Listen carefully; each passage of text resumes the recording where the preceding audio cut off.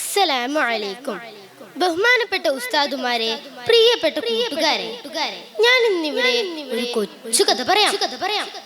അനുരാഗത്തിന്റെ രാജപുഷ്പമായ മുത്തുനബി സല്ലല്ലാഹു അലൈഹി വസല്ലമയുടെ ജീവിത ചരിത്രത്തിൽ നിന്ന് ഒരു ചിന്ത്. എന്റെ കഥ നിങ്ങൾ സശ്രദ്ധ കേൾക്കണേ. അതാ നോക്കൂ, ആ ഇടവഴിയിൽ ഒരു കൊച്ചു മോൾ നിൽപ്പുണ്ട്. തിളക്കമുള്ള രണ്ട് കണ്ണുകളും കണ്ണീരൊഴുക്കുകയാണല്ലോ. നേറു പുഞ്ചിരി വിരിയേണ്ട അതരങ്ങൾ വിതുമ്പുകയാണല്ലോ. എന്തു പറ്റി? ചിത്രശലഭം പോലെ പാറി നടക്കേണ്ട ആ മോൾ ഇപ്പോൾ വഴിയിലിരുന്ന് കരയാൻ തുടങ്ങിയിട്ട് കുറച്ചു നേരമായല്ലോ. മോൾ എന്തിനാ കരയുന്നേ? കാരുണ്യക്കടലായ മുത്തുനബി സല്ലല്ലാഹു അലൈഹി വസല്ലമയുടെ സ്നേഹം നിറഞ്ഞ ചോദ്യം. യാ റസൂലല്ലാഹ്, ദേ ദൂരെ ആ കാണുന്ന വീട്ടിലെ അടിമ പെണ്ണാണ് ഞാൻ. ബുദ്ധി ചിതറിയ പോലെയുള്ള ആ വാക്കുകൾ നബി സല്ലല്ലാഹു അലൈഹി വസല്ലം ശ്രദ്ധയോടെ കേട്ടു. വ്യസനത്തോടെ കരയുന്ന ആ മോളെ ചാരത്തേക്ക് വലിച്ചിട്ട് നബി സല്ലല്ലാഹു അലൈഹി വസല്ലം ചോദിച്ചു, മോൾ എന്താ ഇവിടെ നിൽക്കുന്നത്? പൂനിലാവിന്റെ ശോഭയുള്ള മുത്തുനബി സല്ലല്ലാഹു അലൈഹി വസല്ലമയുടെ മുഖത്തേക്ക് നോക്കി ആ മോൾ പറഞ്ഞു, യാ റസൂലല്ലാഹ്, ദേ ദൂരെ ആ കാണുന്ന വീട്ടിലെ അടിമ പെണ്ണാണ് ഞാൻ.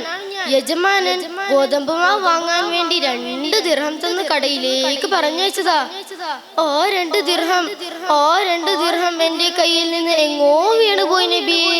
കാശില്ലാതെ ഞാൻ എങ്ങനെ വീട്ടിലേക്ക് പോകും? അവരോട് ഞാൻ എന്താ പറയാ? നബി സല്ലല്ലാഹു അലൈഹി വസല്ലമ ആ മോളുടെ സങ്കടം വായിച്ചെടുത്തു. എന്നിട്ട് പതിഞ്ഞ സ്വരത്തിൽ പറഞ്ഞു, മോള് വിഷമിക്കേണ്ട. മോളോട് നഷ്ടപ്പെട്ട ആ 2 ദിർഹം ഞാൻ മോൾക്ക് തരാലോ. നബി സല്ലല്ലാഹു അലൈഹി വസല്ലമ തന്റെ കീശയിൽ നിന്ന് ആ 2 ദിർഹം എടുത്ത് ആ മോളുടെ കയ്യിലേക്ക് വെച്ചു കൊടുത്തു. നഷ്ടപ്പെട്ട 2 ദിർഹം തിരിച്ചു കിട്ടിയിട്ടും മോള് നിന്നു കരയുകയാണല്ലോ. മോളോട് നഷ്ടപ്പെട്ട ആ 2 ദിർഹം ഞാൻ മോൾക്ക് തന്നല്ലോ. വീണ്ടും മോൾ എന്തിനാ കരയുന്നേ? യാ റസൂലല്ലാഹ്, ഗോതമ്പ് മാവ് വാങ്ങി വീട്ടിലെത്താൻ ഞാൻ ഏറെ വൈകി. അതിനാൽ വീട്ടുകാരനെ തല്ലും. അത് പേടിച്ചിട്ടാ ഞാൻ കരയുന്നത്. അലിവിന്റെ അറ്റമില്ലാത്ത മുത്തുനബി സല്ലല്ലാഹു അലൈഹി വസല്ലമയുടെ മനസ്സ് ആർദ്രമായി. നബി സല്ലല്ലാഹു അലൈഹി വസല്ലം ചോദിച്ചു, മോൾ ജോലി ചെയ്യുന്ന വീട് എവിടെയാ? അതാ ആ ഇടവഴിയും കഴിഞ്ഞ് പോകണം നബിയേ.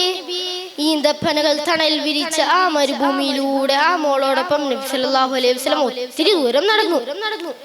എത്ര മനോഹരമായ ചിത്രം അല്ലേ കൂട്ടുകാരെ?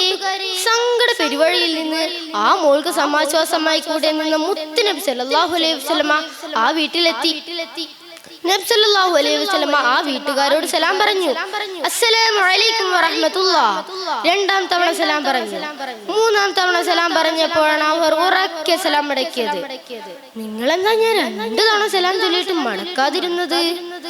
ഞങ്ങൾ പതുക്കെ മടക്കിയിരുന്നു റസൂലേ.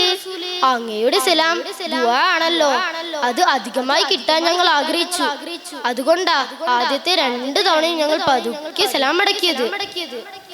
യാ റസൂലല്ലാഹ്, അങ്ങ് എന്താണ് ഈ നേരത്ത് ഇവിടെ എന്ന് പറഞ്ഞാലും കുടുംബത്തിന്റെ ഭവ്യതയുള്ള ചോദ്യത്തിന് നബി സല്ലല്ലാഹു അലൈഹി വസല്ലം ഇങ്ങനെ മറുപടി പറഞ്ഞു, നേരം വൈകിയതിന് നിങ്ങൾ ഈ മോളെ തല്ലരുത്. അത് പറയാൻ വേണ്ടിയാ ഞാൻ വന്നത്. നോക്കൂ, ഒരു കൊച്ചു കുട്ടി, അതും ഒരു അടിമ പെണ്ണിനെ ശുപാർശ ചെയ്യാൻ നബി സല്ലല്ലാഹു അലൈഹി വസല്ലം ആ വീട് വരെ നടന്നുപോയി. അത്രമേൽ ഹൃദ്യമായിരുന്നു ആ സ്നേഹഗുരുവിന്റെ പെരുമാറ്റം. മഞ്ഞു തുള്ളിയേക്കാൾ മൃദുലമായിരുന്നു അവിടുത്തെ മനസ്സ്. അതിനുശേഷം ആ വീട്ടുകാർ നബി സല്ലല്ലാഹു അലൈഹി വസല്ലമയോട് പറഞ്ഞു, ഞങ്ങൾ ഈ മോളെ ഒന്നും ചെയ്യില്ല. അങ്ങയോടുള്ള ആദരം കൊണ്ട് ഞങ്ങൾ ഈ മോളെ അടിമത്തത്തിൽ നിന്ന് മോചിപ്പിക്കുകയാണ്. ഇത് കേട്ട ആ വേലക്കാരി പെണ്ണിന്റെ മുഖം വെട്ടി തിളങ്ങി.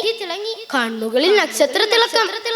സ്വലാത്തിന്റെ ഗുൽമോഹറുകൾ നമുക്ക് ഹബീബിനായി അർപ്പിക്കാം. അസ്സലാമു അലൈക്കും.